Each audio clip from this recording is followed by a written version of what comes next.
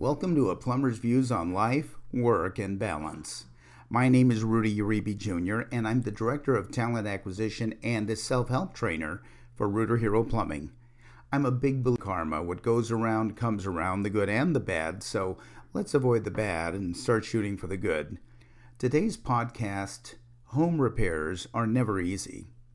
Nothing is ever easy, if you ask me, and sometimes that can be a good thing. Okay, so most of you know that I work for a plumbing company, but I am not a plumber. In fact, I am one of the least mechanically inclined people you will ever meet. So the other night, my wife points out that there is water on the bathroom floor around the toilet. I check the base of the toilet and find no leak.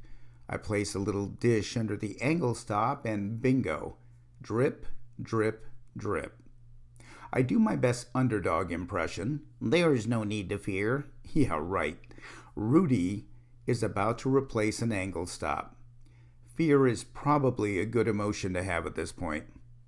Anyway, I jump in the car and run down to the local do-it-yourself store and I pick up the cheapest angle stop I can find. I then look at the hoses that attach to it, and they have 8-inch hoses, 12-inch hoses, and 16-inch hoses. Well, bigger is always better, right? I immediately grab the 16-inch hose. I drive back with the goods in hand and I get down to work.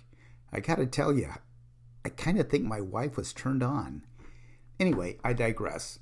I grab an adjustable wrench and turn the nut, lefty-loosey. To my surprise, it turns easily.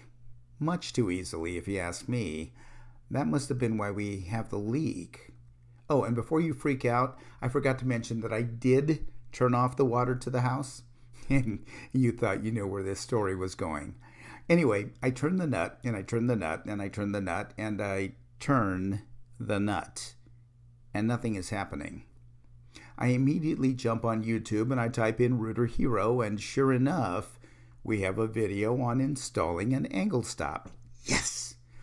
I watch the video and realize that it's about a 3-minute repair, and I'm already 15 minutes into the job. Oh, and one more thing I learned. This is a compression angle stop and not a threaded angle stop. So what I have to do is secure the angle stop with one wrench and turn the nut with the other.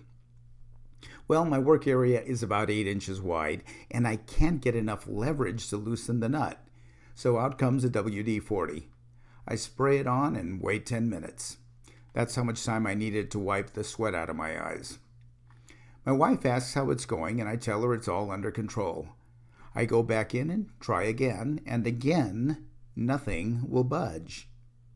I pull a muscle in my arm and take another break while I down a Tylenol. I go back in, and the stupid thing still won't budge. I just can't get enough leverage, and the thing's got to be rusted on. Anyway, I decide to just abandon replacing the angle stop, and I settle for simply replacing the hose. That should be easy, right? That might have actually been the problem in the first place. I do know the angle stop is a 1/2 inch, and so I brilliantly bought a 1/2 inch to a 7/16 inch hose. I attach the 7/16 end to the toilet tank, and that goes real easy. I then prepare to screw on the other end. That's when I realize the 16-inch hose I bought is about 10 inches too long. But that's not a problem. The hose is flexible, so I coil it around a few times and I start to screw the other end into the old angle stop, and it doesn't fit.